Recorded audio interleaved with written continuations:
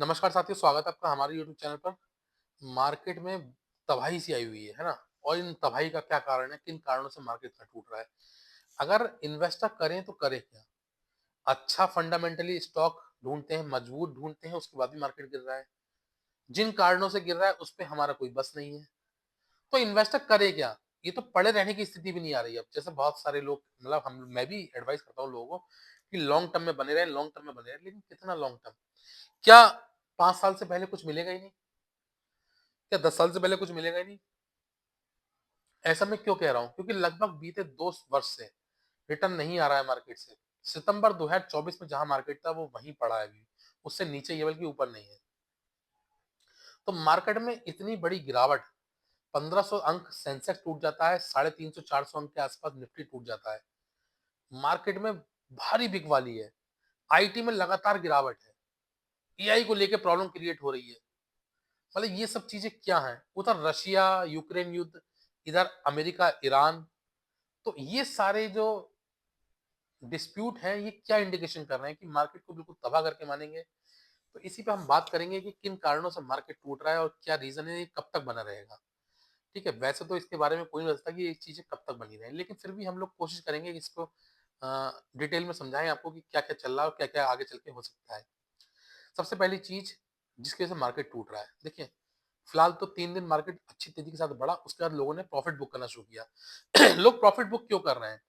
लोगों को जहां भी मौका मिल रहा है, जिस समय मौका मिल रहा है, लोग उस समय तुरंत निकल ले रहे हैं। शॉर्ट टर्म वाले जो भी लोग हैं, उनको जहां एक बार भी मौका मिल जा रहा है प्रॉफिट कमाने का, वो कमा के निकल लेते हैं, रुकने का इंतजार नहीं कर रहे हैं, क्योंकि उनको पता है कि आज का कुछ नहीं पता कल क्या हो जाए।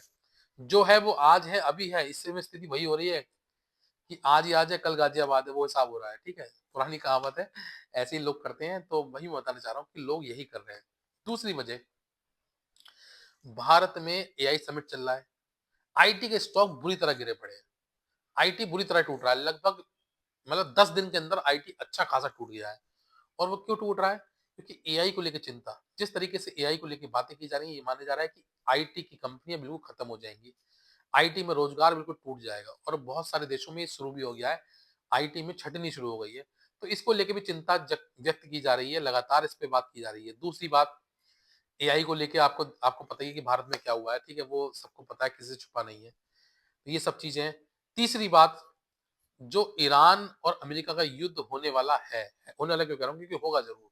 होगा इसलिए कि जिनेवा में वार्ता हो रही थी और वो वार्ता विफल हो चुकी है। जिन मुद्दों पे, परमाणु समझौतों पे ईरान के साथ बात होनी थी, तय होना था, लेकिन वो नहीं हो पाया। देखिए, एक चीज बता दूं मैं, इसमें आप ही साफ समझ लीजिए कि ईरान बात करना चाह रहा है, लेकिन अमेरिका ये मैटर सॉर्ट आउट करना नहीं चाह रहा। कैसे बताऊं मैं आपको?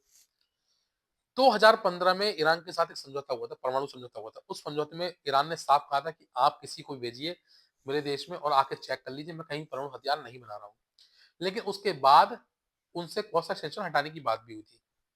उसके बाद डोनाल्ड ट्रंप आते हैं, सत्ता बदलती है, डोनाल्ड ट्रंप आते हैं, उन्होंने कहा नहीं नहीं, ऐसा कोई समझौता नहीं है। हम ईरान पे और प्रतिबंध और कड़े कर देंगे। इसका मतलब यह है कि आप ईरान को लाइमलाइट में लाना ही नहीं चाह रहे। आप चाह ही नहीं रहे कि वो मुख्य विचारधारा में आ जाए किसी भी तरीके से।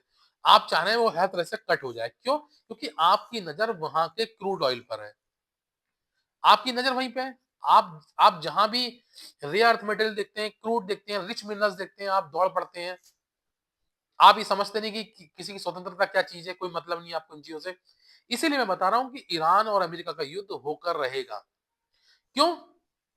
क्योंकि बता दूं मैं आपको, अभी जो वार्ता विफल हुई है वो इसीलिए हुई है क्योंकि ईरान चाह रहा है इस बात करना, लेकिन अमेरिका नहीं चाह रहा। अमेरिका दबाव की नीति अपना रहा है और इसी दबाव की नीति के कारण ईरान पीछे हट गया है। ईरान ने साफ कह दिया कि अब वो स्ट्रेट ऑफ हार्मोज का रास्ता बंद करने वाला है। आप देखें कि कल यूएस में 4.6% क्रूड के दाम बढ़े हैं और ये क्रूड के दाम बढ़ना चिंता का विषय है। इससे इन्फ्लेशन डायरेक्ट बढ़ती है। अगर क्रूड बढ़ेगा, जो हम क्रूड अभी तक सस्ता ले रहे हैं, कल को हम महंगा लेंगे तो उसमें सीधे से इन्फ्लेशन पर अटैक होगा और ये दिक्कत मुझे लगता है इन फ्यूचर देखने को मिलेगी आपको। तीसरी बात, कभी रशिया जो डी डॉलराइजेशन को प्रमोट कर रहा था, मतलब डॉलर को डिमोट कर रहा है, डी डॉलराइजेशन को प्रमोट कर रहा था, मतलब डॉलर ना लेने के लिए, डॉलर में व्यापार ना करने के लिए, आज वो डॉलर की बात कर रहा है। वो डॉलर में व्यापार करने जा रहा है। ठीक है, तो कहीं ना कहीं ये भी एक जियो पॉलिटिकल बदलाव है एक तरीके से। टेंशन ना कहें तो बदलाव कहिए कि रशिया अमेरिका एक हो जाएंगे तो क्रूड डॉलर फिर से मजबूत हो जाएगा, है ना? और ये भी देखना होगा कि आने वाले समय में क्या होता है इसमें। क्या यूक्रेन और रशिया का युद्ध बंद हो पाएगा? क्या ईरान और अमेरिका फिर से एक हो पाएँगे? मतलब एक का मतलब युद्ध बंद हो जाएगा। ये सारी चिंता जो है मार्केट को सता रही है लगातार। और आप देख रहे हैं कि जब-जब ये सब चीज़ें होती हैं तो मार्केट बुरी तरह टूटता है। उसी के एहसास से मार्केट टूट जाता है, 1500 पॉइंट टूट गया सेंसेक्स। तो ये कोई और कारण नहीं है, यही कारण है। दूसरी बात, मतलब बातें गिन लेना, दूसरी, तीसरी, चौथी जो भी हो, अब मैं बता रहा हूँ, रीज़न बता रहा हूँ। मैं खुद भूल जाता हूँ कौन-सा रीज़न बताया मैंने, ठीक है? तो अगला रीज़न ये है, हाँ, अगला अगला सही है ना? कहीं नंबरिंग भूल जाऊँ, आप कहेंगे नंबरिंग ये कहा था आपने। तो अगला रीज़न ये है कि फेड रिज़र्व बैंक के डाटा आया निकल के, उसमें डाटे में क्या है, उनका इन्फ्लेशन बढ़ रही है, हम रेट कट नहीं कर सकते। अगर रेट कट नहीं करेंगे तो भी दिक्कत होगी, और रेट कट करते हैं तो भी दिक्कत होती है। तो ये सारी चीज़ें मार्केट ऑब्ज़र्व करती है, इसीलिए मार्केट बुरी तरह टूटा है। और आप समझ रहे हैं कि वो चाह रहे हैं कि डॉलर मजबूत हो, है ना? तो ये सारी चीज़ें उनके उनको प्रॉब्लम क्रिएट कर रही हैं। और अगली बात, इंडिया विक्स। इंडिया विक्स का डाटा जब-जब बढ़ता है, 13.5% के आस-पास इंडिया विक्स पहुँच गया है। इसका मतलब ये है कि मार्केट में अनसर्टेनिटी है, अनिश्चितता की स्थिति। शब्द ऐसे हैं, थोड़े जीभ लटपट, हाँ, घूम नहीं पाती है, आप समझ जाइए। अनिश्चितता की स्थिति मार्केट में बनी हुई है, जिस कारण मार्केट बुरी तरह टूट रहा है। मार्केट को भी समझ में नहीं आ रहा कि इस समय हो क्या रहा है।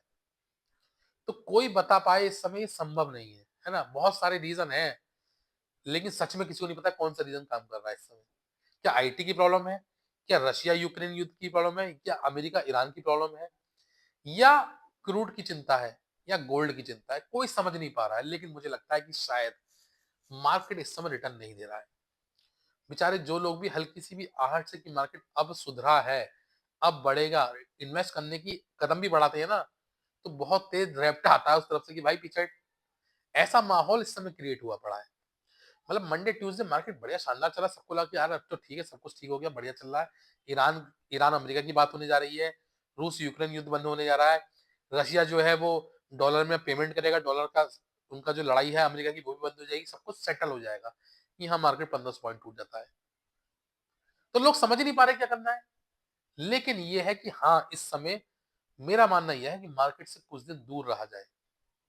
कुछ दिन दूर से मार्केट को देखा जाए, लॉन्ग टर्म इन्वेस्ट कर दिया, उसे चिंता ना करें, उस पे कोई दिक्कत नहीं होने वाली। लेकिन शॉर्ट टर्म वाले, मेरा मानना ये है कुछ दिन के लिए बचे रहें, क्योंकि दूर रहेंगे तो सेफ रहेंगे। पहले था कि पड़े रहोगे तो बचे रहोगे, लेकिन अब है दूर रहोगे तो सेफ रहोगे। तो ये आपको समझना होगा। फिलहाल मार्केट जिस तरीके से मूवमेंट दिखा रहा है, थोड़ा-सा दूर रहें, उसमें फायदा है। तो फिलहाल के लिए इतना ही। अगर वीडियो पसंद आई हो, वीडियो अच्छी लगी हो तो वीडियो को लाइक करना, शेयर करना और चैनल को सब्सक्राइब करना ना भूलना। Thank you.